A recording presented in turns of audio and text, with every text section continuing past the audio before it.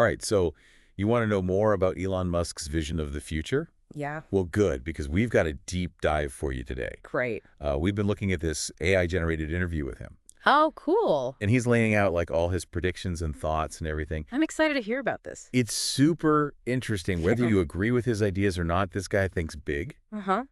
So he kind of outlines his vision in like these 6 key areas, Okay. and they're all like interconnected. Yeah. And some of them are really urgent challenges that we're facing today. Okay. And then some of them are very long-term goals. So kind of a mix. Yeah, exactly. So it's like he's playing like 3D chess or something. Multifaceted, yeah. Yeah, multifaceted, exactly. Trying to do everything at once. Totally. Yeah. So first up, sustainability on Earth. Okay. I mean, we all know that he's very passionate about renewable energy. Tesla. With Tesla, right? But this goes way beyond electric cars. It does, yeah. It's really the cornerstone of a sustainable future as he sees it. It's not just solar panels on roofs. It's like massive battery storage systems Wow. that would provide reliable power to entire cities. Wow. He even talks about the need for advanced agriculture Interesting. so that we can feed a growing population without depleting our resources even further. Oh, wow. That's really interesting. Yeah, So it's like a complete overhaul of how we do everything. it is. How we generate energy, Yeah, how we use energy, how we make food. totally. and drink them. Resource management. And for him, it's not just about protecting the environment either. Right. It's about creating a future Right. where sustainability and innovation kind of go hand in hand. Okay. They drive economic growth and a better quality of life. I like that. Yeah, Okay, so fixing things here on Earth, but he doesn't stop there. he doesn't stop there. He goes beyond. He goes way beyond. His vision extends What's to here? space colonization, Yeah. which yeah. is his plan B for humanity. You know, a lot of people think that space exploration is like a luxury, but for him, it's an existential imperative. Wow. He really believes that becoming a multiplanetary species Yeah. is the only way to guarantee our survival in the long run. Really? Against things like asteroid impacts. Oh, yeah. Or even things that we do to ourselves on Earth. Self-inflicted problems. Yeah, exactly. So Mars is our first stop on this journey. You got it. Why Mars? Good question. It seems so harsh. Yeah, it's really unforgiving, but I think he sees it as like a proving ground. Okay. A place where we can develop the technologies and the skills that we need Okay. to live and thrive in those kind of extreme environments. Okay.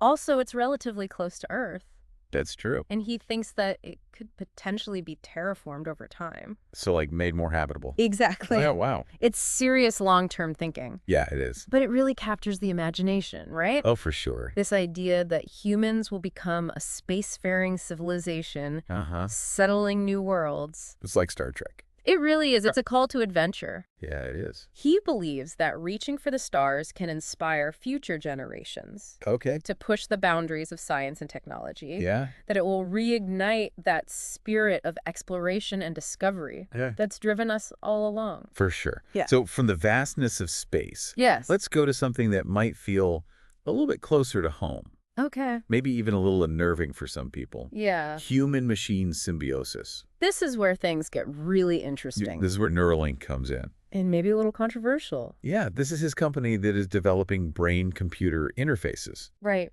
So he sees AI as both an incredible opportunity and a potential threat. Uh-huh. He thinks that AI will eventually surpass human intelligence. Yeah. And so he thinks Neuralink is a way for us to make sure we don't get left behind. That's kind of scary, It is a little bit. but also really interesting. Totally. Yeah. So it's not about fighting against AI. Yeah. It's about joining with it, Yeah, exactly. working with it. By creating that direct link between our brains and computers, Uh-huh. he thinks we can actually enhance our own abilities. Wow. And maybe even achieve a level of symbiosis Okay. where humans and AI work together seamlessly. Wow. So like imagine being able to download knowledge instantly. Yeah, like in The Matrix. Right. Or control devices with your thoughts. Crazy. It sounds like science fiction, but It does. he is convinced that this is the path to unlocking our true potential. In the age of AI. Right. Ah. He points to the rapid advancements in neuroscience and computing power Yeah. as evidence that maybe it's not that far off. It's pretty wild to think about. It is. That makes you think about what does it even mean to be human Yeah. in an age of such powerful technology? Right questions. Yeah, for sure. All right, let's move on to another area that he's really passionate about, Okay. education. Yeah. And he has a lot of criticisms of the traditional education systems. He thinks that they're really inadequate for preparing students for the future job market, Yeah. especially as AI and automation are changing everything so rapidly. Yeah. So he says rote memorization and standardized testing are not good enough. Not anymore. No. Not cutting it. So what does he propose instead? What do you? Yeah, what skills does he think we'll actually need? For this future. He emphasizes critical thinking, Okay. problem solving, creativity, Okay. things that require adaptability and the ability to learn and relearn throughout our lives. Lifelong learning. Yes, and he also thinks that technology used properly can be a powerful tool Okay. for transforming education and making it more accessible. And this is where Starlink comes in. Exactly. His project to provide global internet access. He wants to bridge the digital divide Yeah. and make sure that everyone, no matter where they are or their background, has access to information. That's pretty amazing. Yeah, and the education resources they need to really thrive. It's like he's trying to create a level playing field for everyone. He is. For the future. That's the goal. Amazing. But, with great power comes great responsibility. Right. Which brings us to another key area, ethics and technological governance. Yeah, this is where things take on a more philosophical Uh-huh. and even political dimension. Okay. He recognizes that the things he's developing, AI, space travel, Yeah. could be used for good or for bad. Have huge consequences. Huge consequences. So it's not enough to just develop these things. No, it's not enough. We have to think about how they're used and who's governing them. Exactly. He thinks we need clear ethical guidelines Yeah. and international agreements Wow. to make sure these technologies are used responsibly. For everyone. For all humankind, not just a select few. He's been a big advocate for the regulation of AI, He has. which is interesting because he's one of the leading people developing it. Right. He gets it. He understands it's a double-edged sword. Makes sense. It could solve a lot of our problems, Uh-huh. but it could also create new ones if we're not careful. Right. So finding that balance. Right. Between pushing the boundaries, but also thinking about the consequences. So innovation and responsibility. Exactly. And he thinks this requires a global effort. Okay. We need to work together as a species Wow. and not just focus on our own national interests. That's a big one. It is. So we've covered 5 areas of his vision. We have. Sustainability, space colonization, human-machine symbiosis, education, and ethical governance. That's a lot. It's a pretty wide-ranging agenda. It's huge. Very ambitious. It is. But there's one more piece Okay. that's super intriguing. What's that? Culture and a sense of purpose. Oh, wow. This is where I think it gets really interesting. Yeah, this is the big picture stuff. It is, he thinks that we as humans need like a unifying goal, Uh-huh. a shared sense of purpose. Yeah. Something that can bring us together Right. and inspire us to be more than what we are. To strive for something bigger than ourselves. Exactly. So it's not just about solving problems. Yeah. It's about meaning, It's about finding meaning finding purpose. in this crazy world that's changing all the time. Absolutely. And for him, that purpose lies in pushing the limits of what's possible. Mm-hmm. So exploring new frontiers, Huh. solving these huge challenges. Yeah, so these big projects like space exploration and sustainable technologies,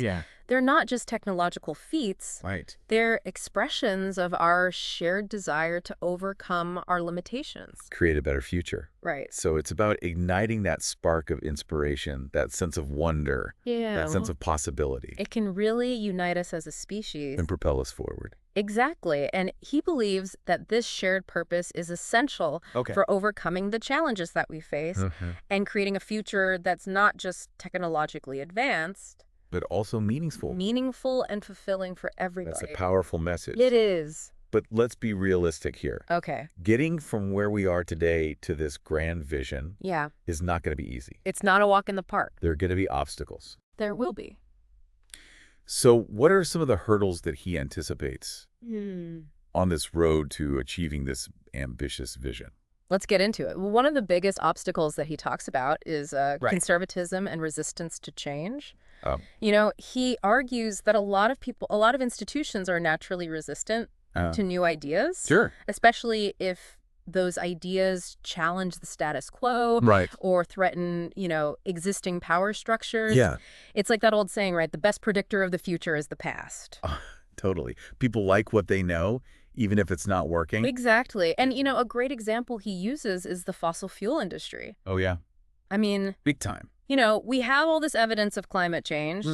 We know we need to switch to renewable energy, but there's still so much pushback. Pushback from the people that are benefiting from the current system. Right. It's like vested interests. Vested interests, exactly. Yeah. They're resisting change even when it's in everyone's best interest long term. Right, for sure. So how do we overcome that resistance? Yeah, what's the answer? Well, Musk thinks the key is to show people the tangible benefits of these new technologies, these new solutions. Right. He's not just advocating for change for the sake of change. He's saying, look, these innovations can lead to a better future for everyone. Okay. Cleaner energy, more efficient transportation, greater access to resources. Yeah, it's not just about saving the planet. It's about making a better world. It's about improving our lives, right? Totally, yeah.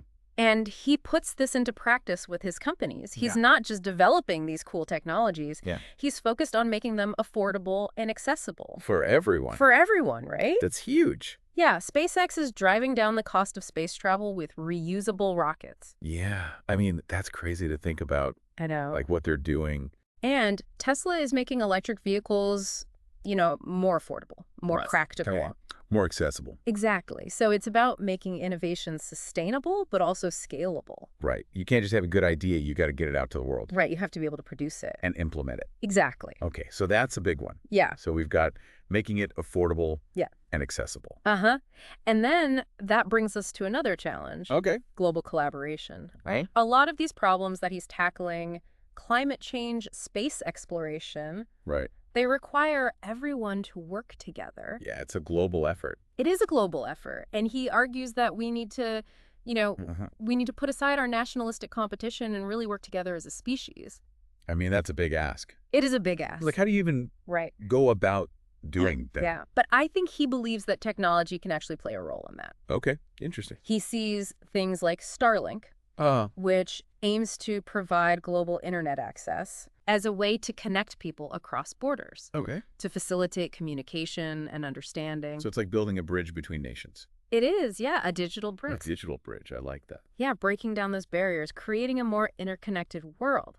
Cool. Yeah, and he also emphasizes education and developing this future-focused mindset. He says we need to equip future generations with the skills and knowledge they'll need. Yeah, to navigate this crazy world. Exactly. A world that will be shaped by AI. Yeah. Automation. All these rapidly advancing technologies. Right. It's not just about the tech. It's about preparing people for it. It's about preparing people. Exactly. Yeah. He's a big advocate for STEM education, fostering critical thinking, problem-solving skills. Lifelong learning. Lifelong learning, yes. He thinks we need to move beyond these traditional models of education. Okay. And embrace new approaches that are more adaptable.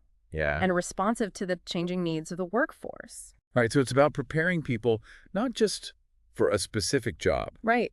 But for a world where that job might not even exist in 5 years. Exactly. You need to be able to adapt and learn new things and, You have to be able to think critically about the challenges that are coming. Totally. Okay, so that's education. Yes. But of course, all of this takes money.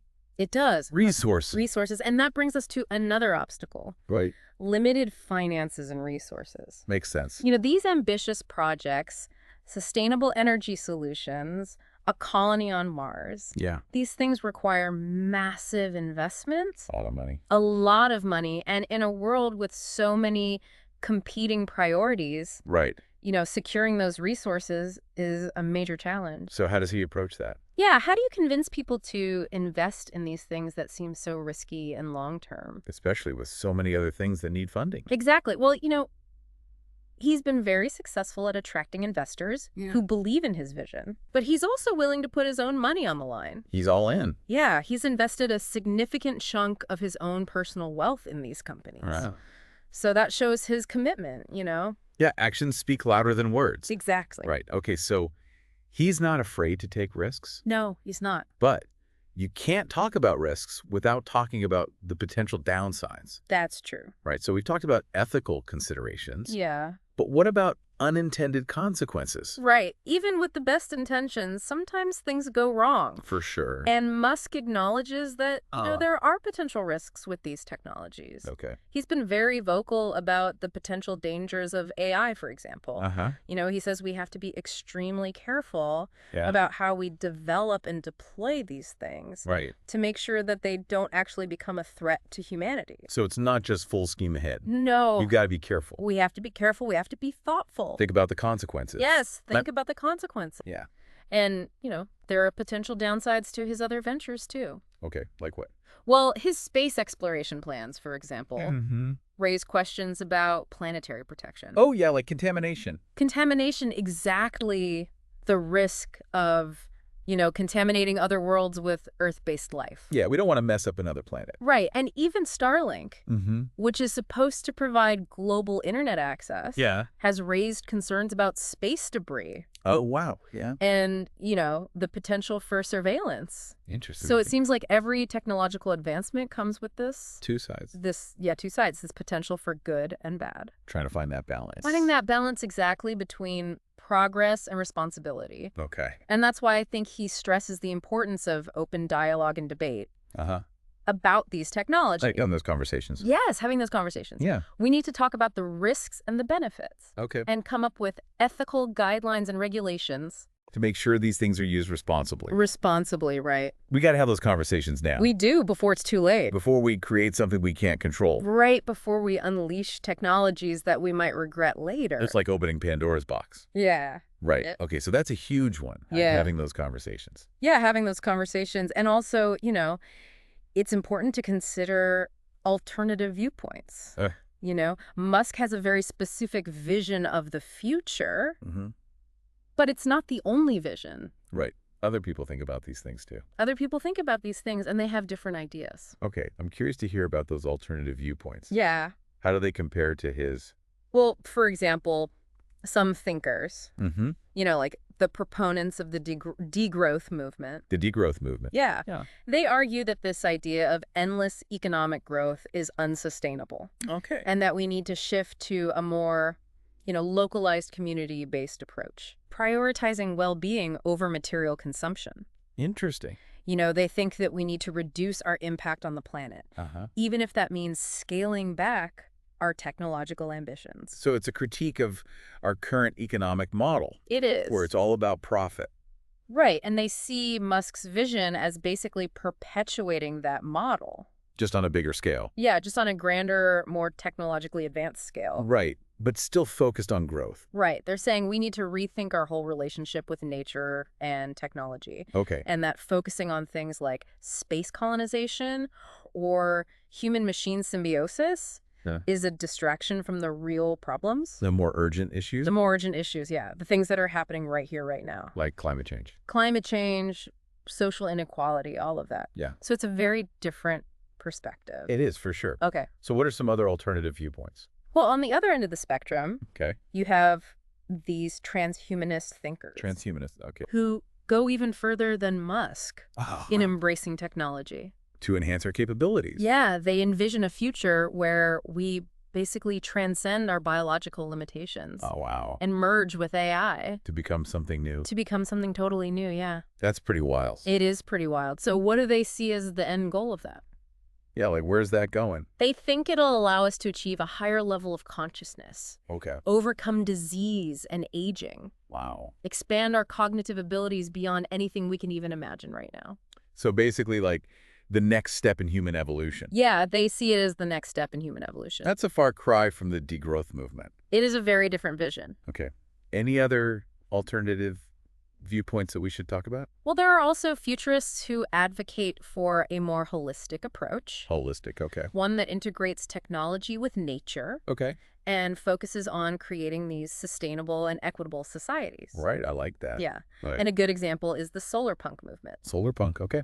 They envision a future where we're using renewable energy and biomimicry to create these cities that are both technologically advanced and environmentally harmonious. Wow. So kind of like the best of both worlds? Yeah, the best of both worlds. Okay. They see technology as a tool for solving problems and creating a better world, but they also recognize that we need to protect nature and make sure that everyone benefits from progress. So not just a select few. Right. It has to be for everybody. Okay, so it's a much more optimistic vision, I feel like. It is. It's a very optimistic vision. Than some of those like dystopian sci-fi futures that we see. Right, where technology takes over and destroys us all. Right, exactly. Yeah, and I think it's important to remember that the future is not set in stone. Right, we have choices. We have choices. Yeah, it's something that we create. Through our actions. Through our choices and our actions, exactly. Yeah. And by considering these different viewpoints, we can make more informed decisions about the path we want to take. Absolutely. Right. Okay, so we've talked about his vision in detail. We have. We've talked about the obstacles he anticipates. And now we've looked at some alternative viewpoints. We've covered a lot of ground. Yeah, it's a lot. It is a lot to think about. What are some of the key takeaways that you think stand out? Well, I think one of the most striking things about Musk's vision is just the sheer scope of his ambition. Yeah. He's not just tackling one or two issues. He's trying to address these huge fundamental challenges facing humanity, climate change, space exploration, AI. Yeah. And he's doing it with this incredible combination of technological innovation, entrepreneurial drive, and this genuine belief in the power of human ingenuity. He's got that drive. He does. Yeah, it's that mix of pragmatism and idealism, I think, that makes him so interesting. Yeah, he's a visionary, but he's also a doer. Yeah. He's not just talking about the future. He's out there building it. Making it happen. Making it happen. Yeah. And I think that's really inspiring. It is inspiring, even if you don't agree with everything he says or does. Right. He's challenging us to think bigger, to push the boundaries, and to believe in our own ability to shape the future. For sure. And that message resonates with a lot of people, especially young people who are looking for a sense of purpose, in a world that often feels very chaotic and uncertain. Right, yeah, that makes sense. But it's also important to remember what we talked about earlier about those potential downsides. Right. We have to have these critical conversations. About the ethics, the societal implications. Yeah, all of that. Right. We need to be thoughtful. We need to be thoughtful. And careful about how we use these powerful tools. Exactly. And make sure that they're used for good. For good and not for harm. It's all about balance, right? All about balance. Embracing the good. Yeah, embracing the possibilities. But being mindful of the risks.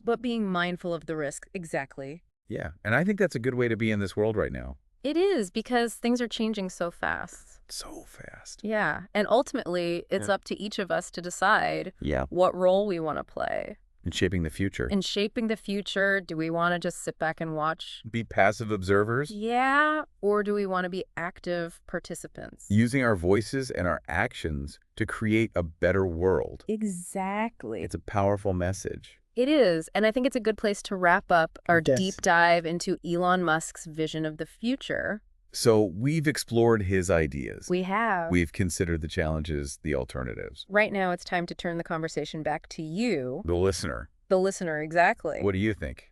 We've covered so much today. We have from sustainable energy to space travel. To brain-computer interfaces. And the future of education, it's a lot. Yeah, it's a lot to think about. It can feel overwhelming. It can. I think what's important to remember, though, is that we're not powerless.